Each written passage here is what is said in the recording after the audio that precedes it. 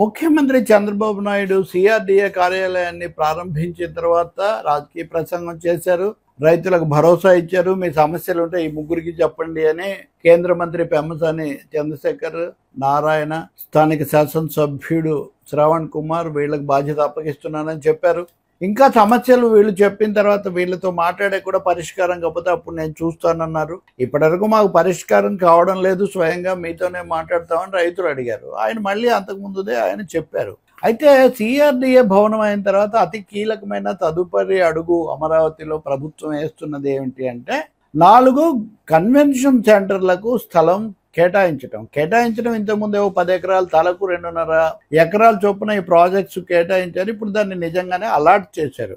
ఎలా అలాట్ చేశారు అంటే సురేష్ కుమార్, పట్టణాభివృద్ధి శాఖ ముఖ్య కార్యదర్శి, ఆయన జీవీ ఎస్టేట్స్, మహాలక్ష్మి ఇన్ఫ్రా సంస్థకు మందడంలో, ఓం శ్రీ భావనా సాయి అసోసియేట్స్ తుళ్ళూరులో, వరుణ్ హాస్పిటాలిటీ లింగాయపాలెంలో కన్వెన్షన్ సెంటర్స్ కడతారు. జీవీ ఎస్టేట్స్ మందడంలో సర్వే నెంబర్ 195లో 1.60 సెంట్లు, 198లో 90 సెంట్లు పార్సిల్ నెంబర్ 1లో ఇచ్చారంట. మహాలక్ష్మి ఇన్ఫ్రాకు సర్వే నెంబర్ 223లో సెంటు, 236లో 2.49 సెంట్లు కేటాయించారు. ఓం శ్రీ భావనా సాయి అసోసియేట్స్ కు తుళ్ళూరులో సర్వే నెంబర్ 188లో సెంటు, 186లో 2.49 సెంట్లు పార్సిల్ నెంబర్ 3లో ఇచ్చారు. వరుణ్ నోవాటెల్ కు లింగాయపాలెంలోని సర్వే నెంబర్ 58లో 26 సెంట్లు, 156లో 1.84 సెంట్లు ఇచ్చారు. సో వీటన్నిటి మీద సిఆర్డీఏ సమావేశం మొన్న జరిగినప్పుడు 589వ తీర్మానం చేశారట. బాగానే ఉంది. దీంతో పాటు రాజ్భవన్ నిర్మాణానికి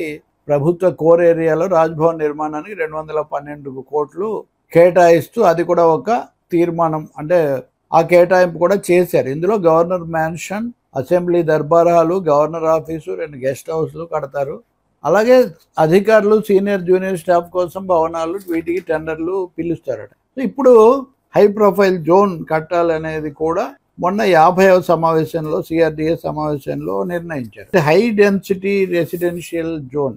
the authority approved the invitation of request for proposals for high density residential zones and mixed use developmental projects in the capital city. These projects will be developed over approximately 58 acres within the finance and sports cities in Mandadam, Rayapudi and Pichukalapalem. These initiatives aim to promote urban density and walkable communities in line with modern city planning standards. So ఇక్కడ ఇంకో 3వ ముఖ్యమైన నిర్ణయం తీసుకున్నారు, గతంలోనే తీసుకున్నారు. ఈ massive construction activity 49,000 కోట్ల విలువైన ఈ నిర్మాణాలు చేపట్టడం కోసం 160 లక్షల క్యూబిక్ మీటర్ల ఇసుక అవసరమవుతుందట రాబోయే 2 ఏళ్లలో. అందుకని ప్రకాశం బ్యారేజీకి ఎగువన 286 కోట్ల ఖర్చుతో ఇసుక తవ్వకానికి అనుమతి ఇచ్చారు. అలాగే దానికోసం వాటర్ బోర్డుకు కూడా చేశారు. ఇంకొక 1.40 ఎకరాలు గ్యాస్ అథారిటీకి, 25 ఎకరాలు కిమ్స్ హాస్పిటల్ మెడికల్ కాలేజీకి, 2 ఎకరాలు భారతీయ జనతా పార్టీ ఆఫీస్కు, 4 ఎకరాలు బాసిల్ వుడ్స్ ఇంటర్నేషనల్ స్కూల్కు కేటాయించారు. అలాగే సెంట్రల్ సిబిఐకి 2 ఎకరాలు, geological survey, income tax department, AP గ్రామీణ బ్యాంక్ వీటికి 5 ఎకరాలు, ఫారెన్సిక్ సైన్స్కు వీటికి.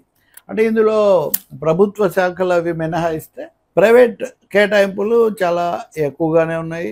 అందులోనూ ఈ వరల్డ్ క్లాస్ కన్వెన్షన్ సెంటర్స్ ఇవి పెడితే వెంటనే వాటి చుట్టూ అభివృద్ధి జరుగుతుంది అనేది ఫిలాసఫీ. ఆసక్తికరమైనది, నేను గతంలో రాసిన పుస్తకంలో, అమరావతి అడుగులేటు పుస్తకంలో కూడా రాశాను. హైటెక్స్ లాంటి పెద్ద కన్వెన్షన్ సెంటర్ హైదరాబాద్లో నిర్మించిన చంద్రబాబు నాయుడు ఆయన ప్రభుత్వం అమరావతిలో మొదటి 5 ఏళ్లలో భారీ కన్వెన్షన్ సెంటర్ ఇది ప్రభుత్వానికి అనేక సమావేశాలు జరుగుతాయి, భారీ సదస్సులు జరుగుతాయి. వీటి కోసం ఒక కన్వెన్షన్ సెంటర్ అవసరం అని తెలియదా? తెలుసు. నిజంగా అయితే మనం ఎల్వి సుబ్రహ్మణ్యం చెప్పినప్పుడు వింటాం.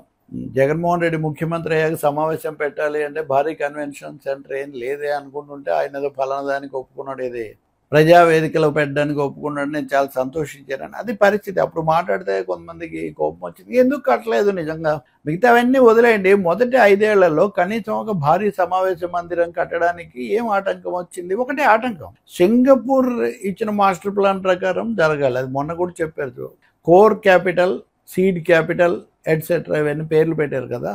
కాబట్టి ఎక్కడ కన్వెన్షన్ సెంటర్లు పెట్టాలన్నది కూడా వాళ్ళు నిర్ణయించాలి దానికోసం. ఇప్పుడు ఇవన్నీ చేసి ఇవి కూడా ఎక్కడ పెడతారంటే తాజ్ వివంతా హోటల్ దగ్గర, నోవాటెల్ హోటల్ దగ్గర, అలా ప్లేసెస్ కూడా ఆ హోటల్స్కు అటాచ్డ్గా పెట్టాలి ఈ కన్వెన్షన్ సెంటర్స్ అని నిర్ణయించినట్టు కనిపిస్తుంది. వీటి మీద పెద్దగా వ్యాఖ్యానించేది ఏం లేదు. కానీ రాజధాని నిర్మాణంలో చెప్పుకోదగిన అడుగులు అన్నవి ఈ ప్రైవేట్ సెంటర్స్ నిర్మాణంతో మొదలు కావటమే ఇక్కడ మనకు చాలా ఆసక్తి కలిగిస్తుంది. ఇక రెండవది, ఆ క్రమంలో మా భూమి మేము ఇవ్వకపోయినా తీసుకున్నారు అని చిన్న చిన్న భూములు అవి ల్యాండ్ పార్సిల్స్ రైతులు ఫిర్యాదు చేశారు. కొంతమంది ఇద్దరు చేశారు స్పెసిఫిక్గా ప్రపంచ బ్యాంకు. దాని మీద సర్వే చేసి నిజానిజాలు తేలుస్తామని అధికారులు వెళ్ళారు. కానీ మేము సర్వే నెంబర్లు గుర్తించలేకపోయామని వాళ్ళు వెనక్కి వచ్చేసి అంటే గజిబిజి ఇక్కడ కూడా కొంచెం అవుతుంది. ఆ తర్వాత కొంతమంది ఎవరు నేను కామెంట్ పెడితే నాకు ఏటో పెద్ద మీకు ఇద్దరు దొరికారులేని, లేదా అది ఎంత భూమి అని. అది కాదు కదా సమస్య. జరిగేది స్థాళీ పులాక న్యాయం అంటారు కదా, బియ్యం అన్నమంతా పట్టుకోనక్కర్లేదన్న పద్ధతిలో. సో ఖచ్చితంగా ప్రజా రాజధాని అన్ని పేరు ఉన్నప్పటికీ కార్పొరేట్ ప్రైవేట్ పీపీపీ మోడల్ వైపే ఎక్కువ పరుగులు సాగుతున్నట్టుగా ఈ తొలి కేటాయింపులు, తొలి నిర్మాణాలు ఇవన్నీ కూడా మనకు తెలియజేస్తున్నాయి. ఇప్పుడు రైతులు ఇచ్చిన ఫిర్యాదులు, అసంతృప్తి, ముఖ్యంగా మాకు ప్లాట్ల కేటాయింపు జరగలేదు, కౌలు చెల్లింపులో లోపాలు ఉన్నాయి, మేము అడిగిన చోట లేకపోతే ఎక్కడ అంటే అక్కడ తీసుకోమంటున్నారు, సిఆర్డీఏ స్థానిక అధికారులు అవినీతి కనిపిస్తుంది, ఇలాంటి ఫిర్యాదులన్నీ వాళ్ళు చేశారు. వాటి మీద నిర్దిష్టమైన చర్యలు లేవు.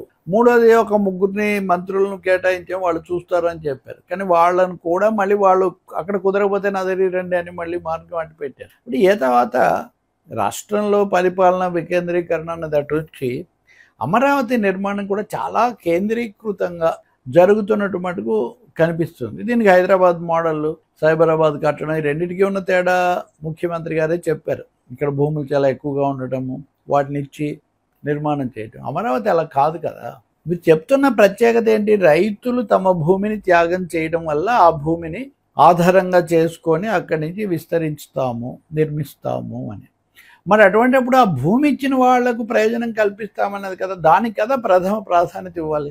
నిర్మాణాలు చేయొచ్చు, లేదా ప్రైవేట్ ఇనిషియేటివ్స్ని కూడా ఎంకరేజ్ చేయొచ్చు. కానీ వాళ్ళ ఫిర్యాదులు వాళ్ళతో మాట్లాడడం, వాళ్ళతో వినడం అన్నదానికి ఒక టీంనేసి ఖచ్చితంగా ఆ గ్రీవెన్సెస్ పరిష్కారం చేయకుండా ఎప్పటికప్పుడు ముఖ్యమంత్రి చెప్తూ ఉంటారు, నారాయణ కూడా విన్నట్టే ఉంటుంది మంత్రి, కానీ అవి అలాగే కొనసాగుతాయి. బట్ ఈ సమయంలో ఇంత నిర్దిష్టంగా ఈ 4 సంస్థలకు కన్వెన్షన్ సెంటర్లో ఇంకోటో కట్టడానికి అవకాశాలు ఇవన్నీ ఇచ్చి దానికి కావాల్సిన ఇసుక వీటన్నిటికి కూడా సులభంగా లభించే అవకాశాలు ఇవన్నీ చేస్తున్నప్పుడు భూములు ఇచ్చి అసలు ఈ పరిస్థితికి భూమికి ఏర్పరిచినట్టు చేసినటువంటి రైతులు, అలాగే పొలాలు అవి చేయలేకపోవడం వల్ల ఆర్థిక జీవితం, పల్లెలు అవన్నీ అప్పట్లాగా ఉండకపోవడం వల్ల ఉపాధి కోల్పోయిన వ్యవసాయ కార్మికులు, చేతి వృత్తిదారులు, చిన్న వ్యాపారులు, తోపుడు బండ్లు, ఒక రకం కాదు ఒక పెద్ద జనాభా, వీళ్లకు పని కల్పించటం అన్నది ఇక్కడ ప్రథమ ప్రాధాన్యత కావాల్సిన అవసరం ఉంది.